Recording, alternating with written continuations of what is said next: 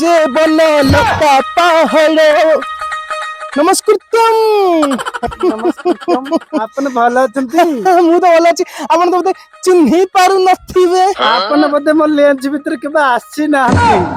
ନା ନା ଆସି ନଥିଲି, ତେବେ ବର୍ତ୍ତମାନ ଆସିଗଲିଣି। ବର୍ତ୍ତମାନର ପରିବେଶ ପ୍ରକୃତି ପର୍ଯ୍ୟାବରଣକୁ ଅନୁଧ୍ୟାନ କଲେ ଆଉ ଆପଣଙ୍କର ଏଇ ଯୋଉ ଭଦ୍ରମୁଖ ଅଭଦ୍ରମୁଖକୁ ଅନୁଧ୍ୟାନ କଲେ ଜଣା ପଡୁଛି ଯେ ଆପଣଙ୍କର ବିବାହର ବୟସ ହେଇଗଲାଣି। ଆକ୍ଚୁଆଲି ଆପଣ ଖରାପ ଭାବୁଥିବେ, ମୁଁ ଆପଣଙ୍କୁ ଚିହ୍ନିନି ଜାଣିନି, ମୁଁ ଆସିକି ଆପଣଙ୍କୁ ବକ୍ତବ୍ୟ ପ୍ରଦାନ କରୁଛି। ଆପଣ ଖରାପ ଭାବିବେନି, କହିବା କଥା ଆକ୍ଚୁଆଲି କେହି ରହିନାହିଁ ରହିବେଟି ନାହିଁ ଭବ ରଙ୍ଗ ମୋହିତରେ। ସର୍ବେ ନିଜ ନିଜ ଅଭିନୟ ସହ ଟିକେ ସର୍ବେ ନିଜ ନିଜ ଅଭିନୟ ସହ ବାହୁଡ଼ି ପେ କାଳ ବଳେ ବଳେ ବୁଝିଲେ ତ?